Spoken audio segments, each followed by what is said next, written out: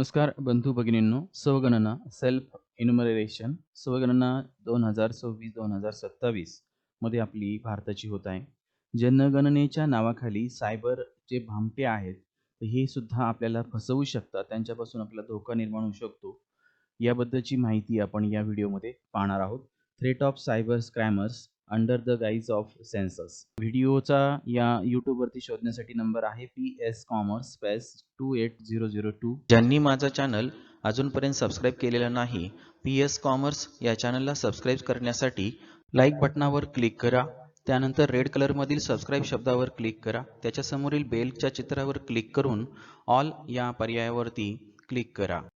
त्यामुळे आपल्याला माझ्या प्रत्येक नवीन व्हिडिओची नोटिफिकेशन आपल्या मोबाईलवर येण्यास सुरुवात होईल. चला तर मग आपल्या मुख्य व्हिडिओकडे. जनगणनेच्या नावाखाली सायबर भामट्यांचा धोका. डॉक्टर धनंजय देशपांडे म्हणजेच DD. तर डॉक्टर धनंजय देशपांडेंनी आपल्या जनतेच्या संरक्षणासाठी ही माहिती आपल्याला त्यांनी दिलेली आहे आणि ती त्यांच्याकडून माझ्याकडे पोहोचलेली ही माहिती मी तुमच्या सर्वांपर्यंत अजून पोहोचवण्याचा प्रयत्न या व्हिडिओद्वारे करत आहे. तर त्यांनी काय सांगितले ते आपण आता पाहूया आणि समजून सुद्धा घेऊया. आता देशात जनगणना एप्रिल 2026 पासून टप्प्याटप्प्याने सुरू होत आहे. महाराष्ट्रात घरांची संख्या 16 मे ते 14 जून 2026 दरम्यान होणार आहे. जनगणना ही देशासाठी महत्त्वाची आहे, पण तुमची सुरक्षितता त्याहूनही जास्त महत्त्वाची आहे. कारण जनतेच्या नावाखाली सायबर भामटेही तुमच्या घरी येऊन तुमच्याकडून तुमची सगळी माहिती काढून घेऊन प्रसंगी बोलण्यात गुंतवून तुमच्याचकडून OTP घेऊनही लुटलेही जाण्याची शक्यता आहे. म्हणूनच तातडीने मी डॉक्टर धनंजय देशपांडे तुमचा सायबर सुरक्षा दोस्त सर्वांना सावध करण्यासाठी व काय काळजी घ्यायची ते सांगण्यासाठी या पोस्टमधून संवाद साधतोय. जनगणनेसाठी येणाऱ्या अधिकृत व्यक्तीला कसे ओळखावे यासाठी काही महत्त्वाच्या टिप्स खालीलप्रमाणे आहेत. खऱ्या जनगणना अधिकाऱ्याची ओळख कशी पटवाल? तर पहिलं दिलेलं आहे अधिकृत ओळखपत्र. प्रत्येक प्रगणकाकडे म्हणजे जनगणना अधिकाऱ्याकडे केंद्र सरकार किंवा स्थानिक प्रशासनाने दिलेले अधिकृत ओळखपत्र असते. त्यावर त्या व्यक्तीचे नाव, पद, फोटो आणि संबंधित विभागाचा शिक्का असतो. ते आधी नीट तपासून घ्यावे. नुसतं ID कार्ड दाखवलं म्हणजे खरा अधिकारी असतोच असं नाही. स्कॅमर पण नकली कार्ड छापून आणतात. तर अस्सल कार्ड ते आहे का यासाठी खालील 5 स्टेप लक्षात ठेवा. पहिलं आहे ID कार्डवर काय काय तपासाल? अस्सल कार्डवर सरकारी शिक्का, होलोग्राम म्हणजेच registrar general and census commissioner India ORGI चा लोगो त्यावर असतो. नकली कार्डवर लोगोची प्रिंट धूसर म्हणजे फेंट किंवा फिक्की असते, हे लक्षात घ्या. त्यानंतर आहे QR कोड किंवा त्याला आपण बारकोड म्हणतो. 2026-27 ची जनगणना डिजिटल आहे. खऱ्या कार्डवर QR कोड असतो. तो स्कॅन केला की अधिकाऱ्याची माहिती अधिकृत साईटवर दिसते. प्रत्येक अधिकाऱ्याला विशिष्ट एरिया दिलेला असतो. म्हणजे इथं आपण त्याच्या कार्डवरचा QR कोड स्कॅन करायचा, त्याचं नाव आपल्याला आपल्या अधिकृत वेबसाईटवर दिसतंय का ते बघायचं आणि मग तो जनगणना अधिकारी आपला खरा जनगणना अधिकारी आहे हे आपल्या लक्षात आपण घ्यायचं आहे. तुमचा ब्लॉक नंबर कोणता विचारा. तो घाबरला किंवा टाळाटाळ केली तर तो संशयास्पद आहे असं समजून त्याला सरळ बाहेरचा रस्ता दाखवा. तसेच कार्डवर जिल्हाधिकारी, तहसीलदाराची अशी स्थानिक अधिकाऱ्याची सही शिक्का असतो, तो आहे का ते पहा. 2. फोनवरून लगेच क्रॉस व्हेरिफिकेशन करा. हा सगळ्यात खात्रीशीर उपाय आहे. त्याला सांगा 1 मिनिट थांबा, मी तहसील ऑफिसला फोन करतो. असं म्हणत जनगणनेसाठी टोल फ्री हेल्पलाईन 1444 आहे किंवा राज्याच्या सेन्सस हेल्पलाईनवर फोन करा. स्थानिक पर्याय सुद्धा असून ग्रामपंचायत, वार्ड ऑफिस किंवा पोलीस स्टेशन 112 वर फोन करून या नावाचा प्रगणक आमच्या एरियात नेमला आहे का विचारा. त्यांच्याकडे यादी असते. खरा अधिकारी थांबेल, फ्रॉड किंवा खोटा अधिकारी असेल तर तो पळून जाईल. ही सिंपल आयडिया आहे. तिसरा पॉईंट दिलाय गणवेश आणि साहित्य बघा. खरे प्रगणक सहसा सोबत टॅबलेट, मोबाईल घेऊन येतात ज्यावर सेन्सस 2026 सेन्सस 2026 ॲप आपल्या त्या ठिकाणी असतं. निळ्या रंगाची बॅग फोल्डर असते ज्यावर भारताची जनगणना 2026-27 छापलेलं असतं. ते एकटे दुकटे किंवा एकटाच येत नाही. एक सुपरवायझर व हाताखाली 6-7 प्रगणक असू शकतात. तो एरियामध्ये फिरत असतो. फक्त कागद आणि पेन घेऊन कोणी आला तर लगेच सावध व्हा. त्याला कोणतीही माहिती देऊ नका. काय विचारतो ते ऐका. खोटे अधिकारी, सायबर भामटे बऱ्याचदा माहिती विचारताना घाई करतात आणि घाबरवतात. माहिती दिली नाही तर रेशन बंद होईल, दंड बसेल असं काहीतरी सांगून तुम्हाला पॅनिक करून नंतर हिप्नोटाईज करतात. हिप्नोटाईज करून त्यांना तुमच्याकडून हवी असलेली सगळी माहिती काढून घेतील आणि नंतर ट्रॅपमध्ये अडकवतील.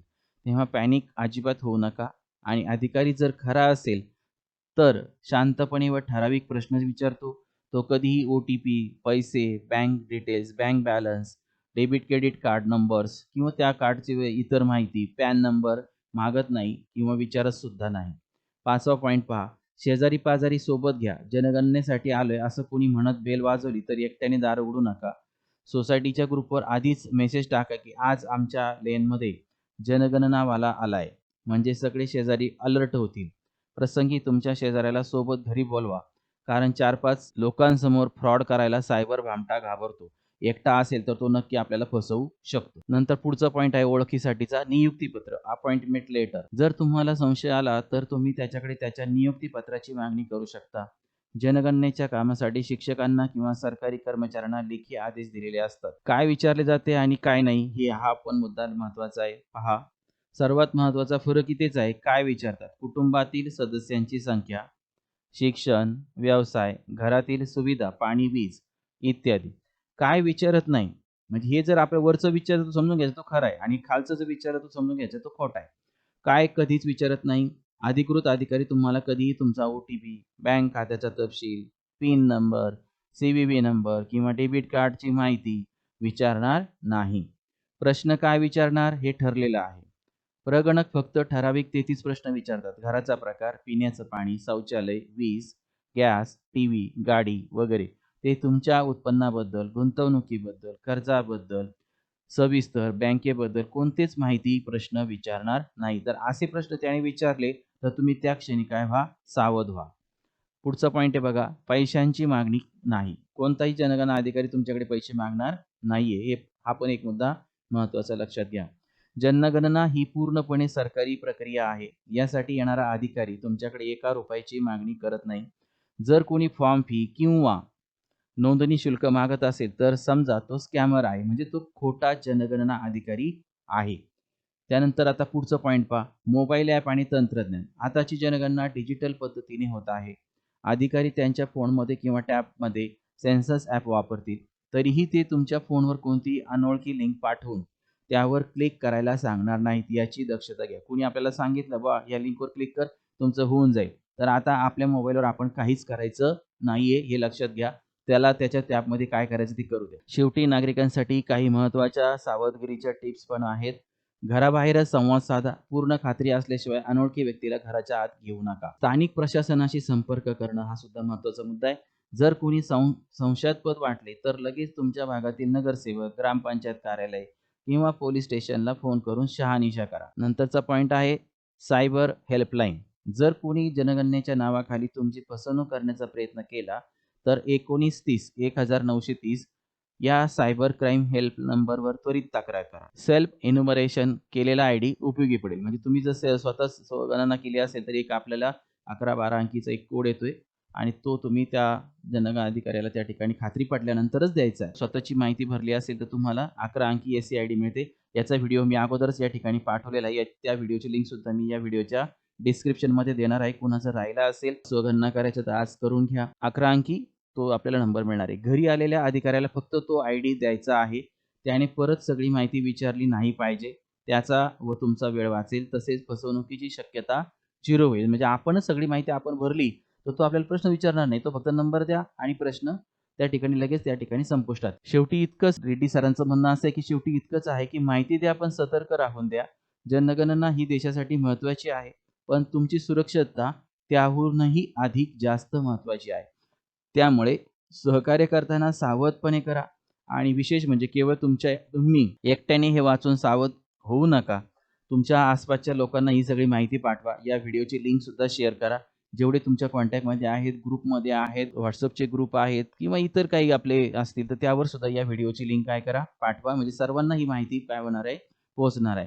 तर तुमच्या कुटुंबियांनीही हे पाठवा. जर तुमच्या सोसायटी ग्रुपवर फॉरवर्ड केलं, तर तुम्हाला नक्कीच तुम्ही सावध व्हाल. तुमचे शेजारचे, आसपासचे नातेवाईक, मित्रमंडळी सगळे सावध होतील. हे आपल्याला डॉक्टर धनंजय देशपांडे आहेत. ते सायबर सिक्युरिटी कन्सल्टंट आहेत. 3 नॅशनल अवॉर्ड विनर आहेत. 3 स्टेट अवॉर्ड विनर त्यांनी घेतलेले आहेत. एच-ओ-डी आहेत. Cyber awareness foundation Maharashtra state. चला तर आपण थांबूया. अशाच एका माहितीपूर्ण आणि विश्वासू व्हिडिओमध्ये आपण पुन्हा एकदा भेटूया. धन्यवाद.